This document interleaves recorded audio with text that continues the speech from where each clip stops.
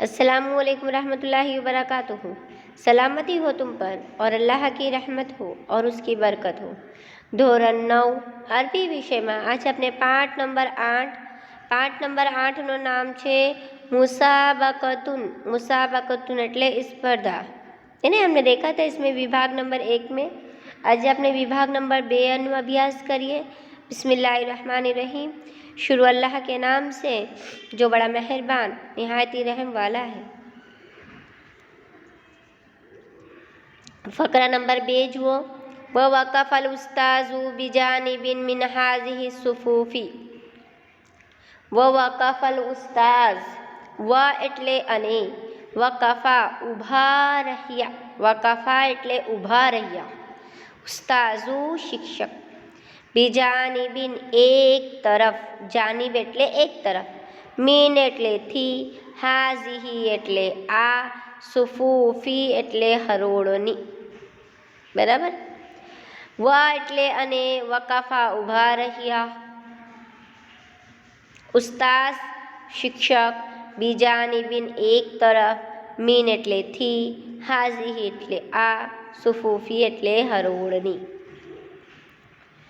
અને શિક્ષક આ હરોળની એક તરફ ઊભા રહ્યા, આ લાઈનની એક તરફ ઊભા રહ્યા।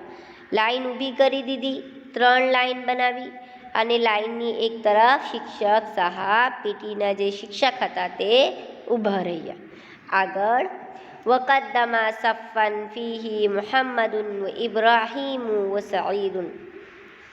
આગળ શું છે? વકદ્દમા અને આગળ કરી, સફ્ફન એક હરોળની, એક લાઈનને, મુહમ્મદુન જેમાં મુહમ્મદ, વ ઇબ્રાહીમુ અને ઇબ્રાહીમ, વ સઈદુન અને સઈદ। 24 लाइन बनाई, 24 विद्यार्थियों की लाइन बनाई थी ना शिक्षक ने एक 3 लाइन थी, तो एक लाइन में जो 3 आगे के विद्यार्थी थे मोहम्मद, इब्राहिम और सईद, इन तीनों को क्या किया? आगे किया।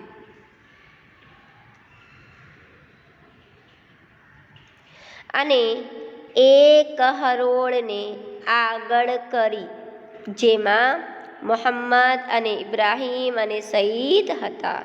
એક હરોળને આગળ કરી શિક્ષકે આગળ વધાવ્યું, આગળ કર્યું, એને જેમાં મોહમ્મદ, ઇબ્રાહીમ અને સઈદ હતા। આગળ વહુમ અકરાન વકફાન, પહેલા વિભાગ માં ગુજરી ગયો ઇકરાન અકફાન, વહુમ અને તેઓ, અકરાનુન સમવય, वक्फाउन અને समक्लास હતા।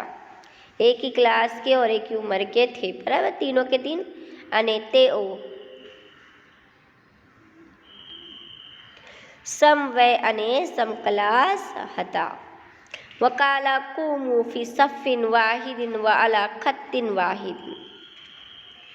વકાલા અને તેણે કહ્યું, કુમુ તમે ઊભા રહો, ફી સફિન હરોળમાં, ફી એટલે માં, સફ એટલે સફ હરોળ, વાહિદુન એક, વ અલા ખત્તિન અને રેખા ઉપર, વાહિદિન એક।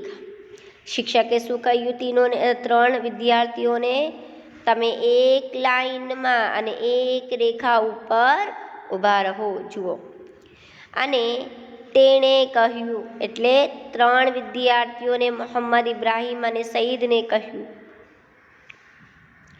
તમે એક હરોળમાં અને એક રેખા ઉપર ઊભા રહો। એક હરોળમાં યાની એક લાઈનમાં અને એક જ રેખા ઉપર તમે 3 વિદ્યાર્થીઓ ઊભા રહો। શિક્ષકે એક બાજુ ઊભા રહીને બધાને સમજાયું। બરાબર। વલા યતકદ્દમુ મિનકુમ વાહિદુન, અને શું કીધું આગળ?